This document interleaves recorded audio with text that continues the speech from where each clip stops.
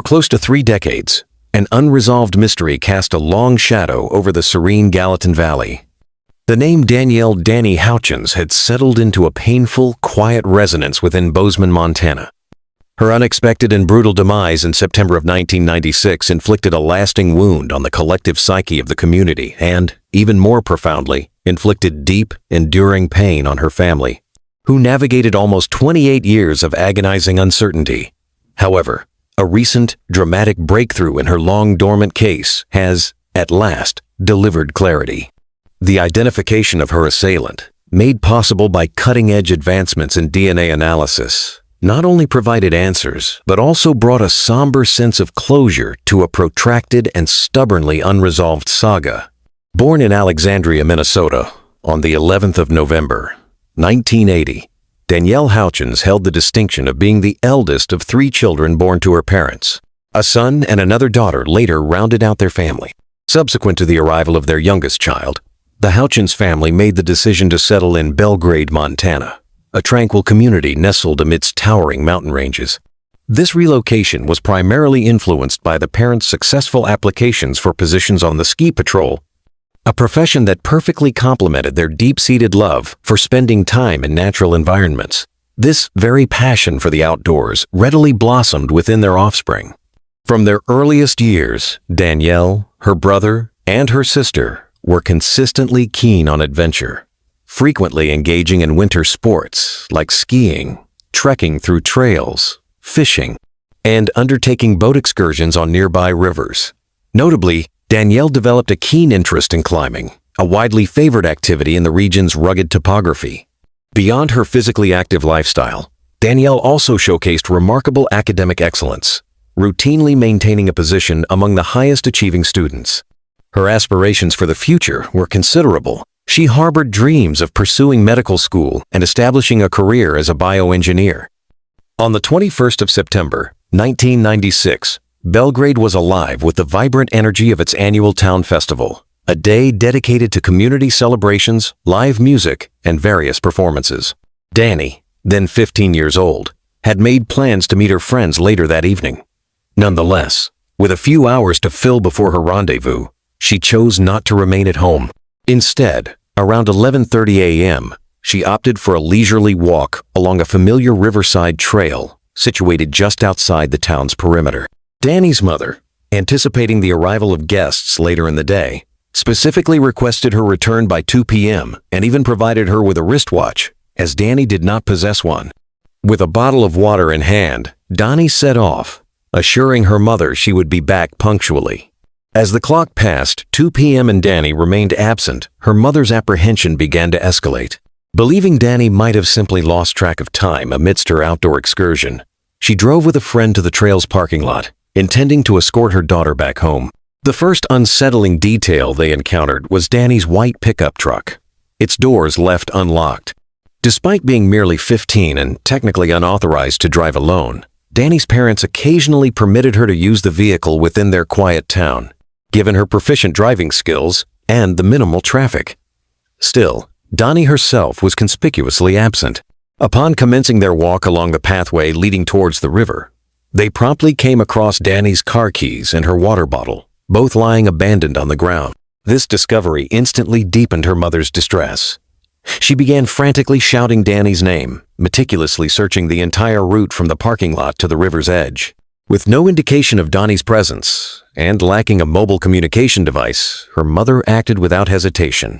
She promptly drove directly to the police station for urgent assistance, initially fearing Danny might have tumbled down a slope or suffered an injury in an unforeseen accident. Approximately an hour later, organized search teams arrived at the trail, thoroughly combing through the wooded areas and along the riverbank. As evening descended and temperatures dropped precipitously towards freezing conditions, the official search operation was temporarily suspended until the following morning.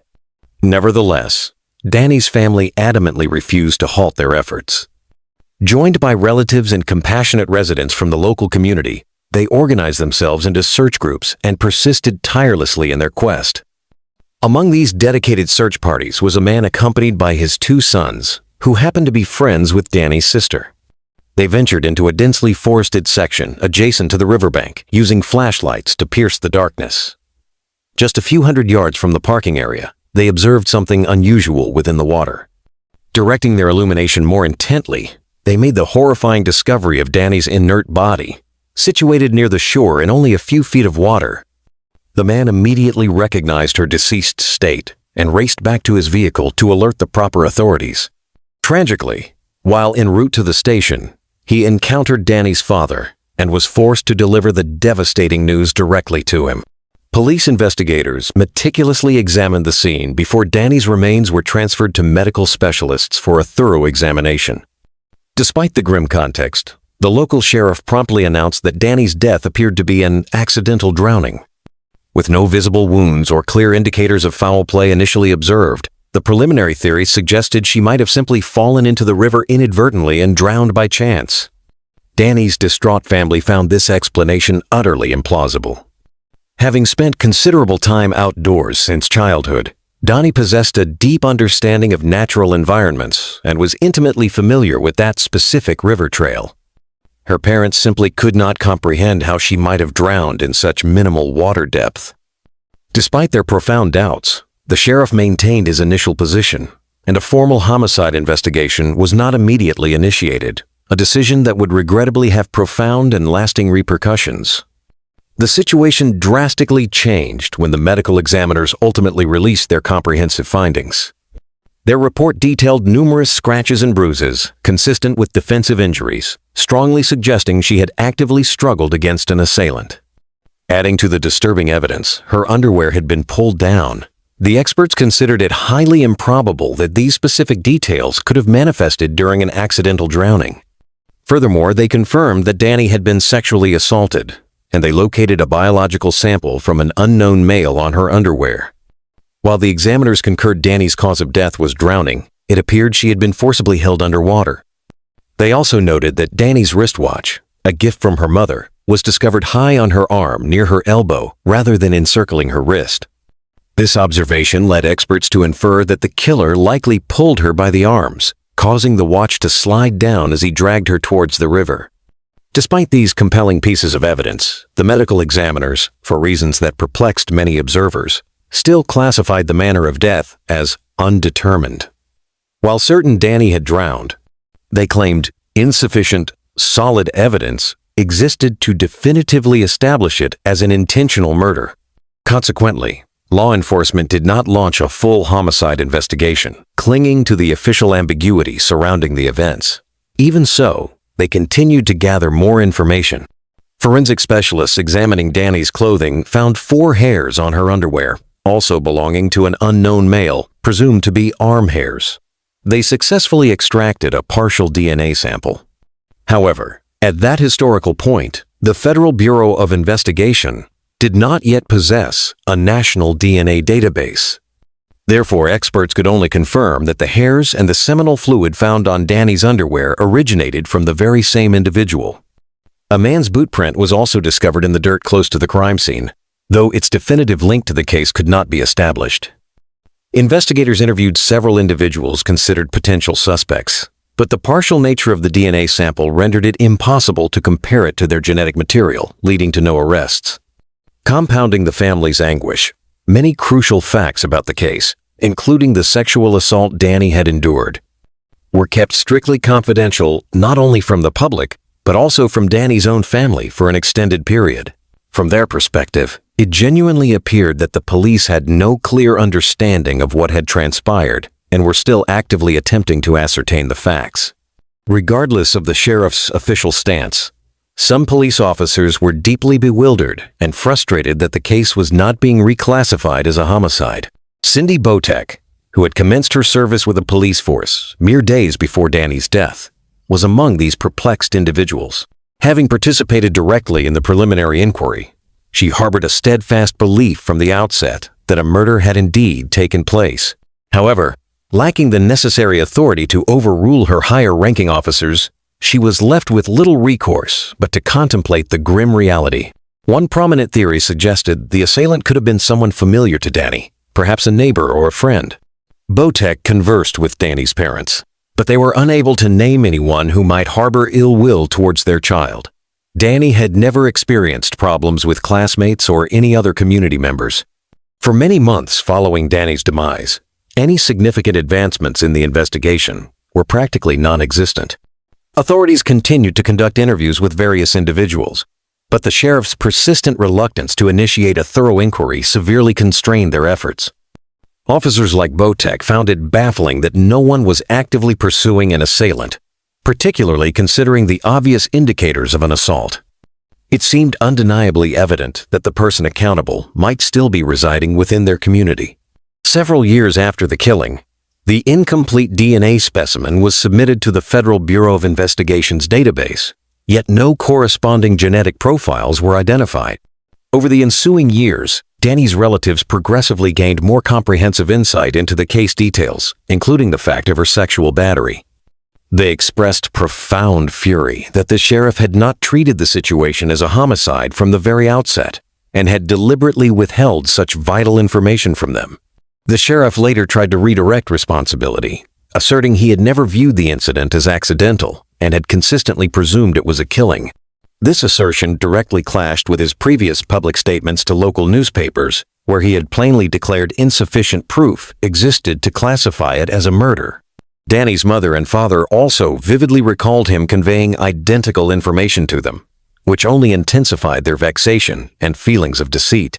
The sheriff subsequently endeavored to impute culpability to the forensic pathologists, maintaining that their undetermined designation was the exclusive cause of his lack of action.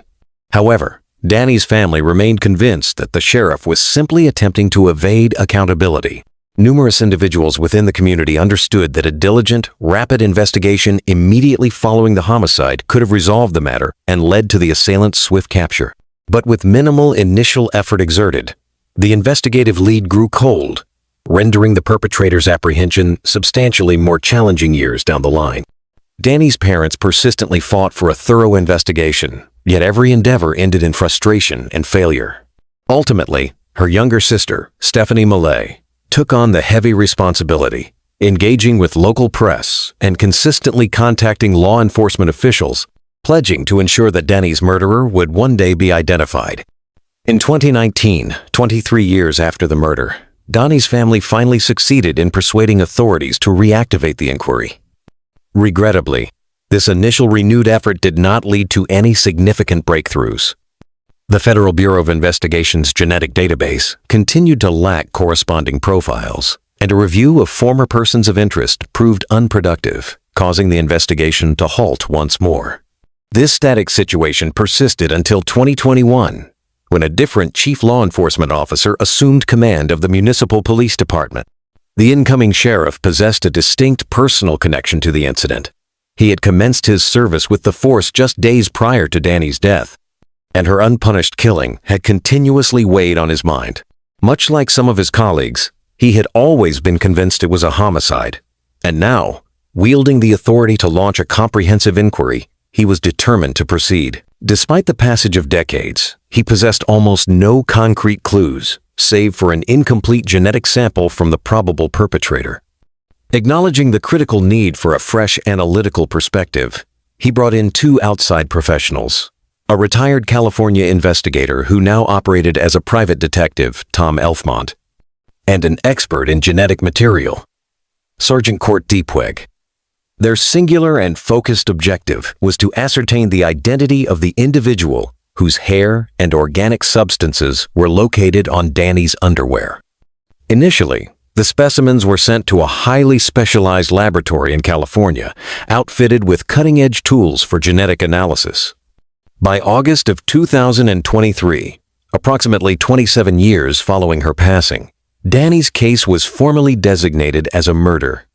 Some months afterward, in early 2024, the Californian laboratory contacted the detectives. Although they had not yet pinpointed the DNA's owner, their sophisticated equipment had achieved a crucial scientific advancement. They had successfully retrieved a complete genetic blueprint. This comprehensive profile was subsequently transmitted to a distinct laboratory in Virginia, which specializes in tracing familial lines through genetic evidence, known as forensic genetic genealogy. Several tense months elapsed before the long-awaited phone call was finally received. The specialists at the Virginia lab clarified that they had uploaded the assailant's DNA profile into publicly accessible genetic databases, where individuals voluntarily contribute their genetic information to discover kin. Such databases have proven invaluable in resolving numerous cold cases by charting potential offenders via their genealogical connections. Yet, on this occasion, circumstances unfolded in an unforeseen manner. To the experts' utter astonishment, an exact match appeared instantly. It became clear that the individual whose DNA matched had voluntarily provided his sample to the database, an uncommon and fortunate event that significantly accelerated the investigative timeline. The individual was identified as Paul Nathaniel Hutchinson, aged 55, who resided in Dillon, Montana, a town located roughly 100 miles from where Danny perished. Detectives learned that at the time of the killing, Hutchinson was 27 years old and pursuing studies at the University of Montana, situated only a dozen miles from Belgrade. He possessed an academic degree in biological sciences and had been continuously employed by the Montana Bureau of Land Management for over 2 decades. Significantly, Hutchinson was also married with 2 offspring and, crucially, possessed no prior criminal record whatsoever, not even a minor infraction. Having pinpointed their suspect, law enforcement required a direct genetic specimen from him. On the 23rd of July, 2024, investigators confronted Paul Hutchinson at his place of employment. Upon arriving at the Bureau's premises, they observed him conversing with his colleagues outside. When informed by detectives that they desired to question him at the police facility, they witnessed his complexion noticeably lose its color, indicating immediate distress. Nevertheless, Paul consented to attend the interrogation. The investigators initiated their questioning by addressing other unresolved incidents in the area. Hutchinson appeared relatively composed at the outset of the interview. However, the entire dynamic shifted dramatically when a photograph of Danielle was presented to him. He grew profoundly distressed, perspiring heavily, visibly scratching his face, and even biting his hands.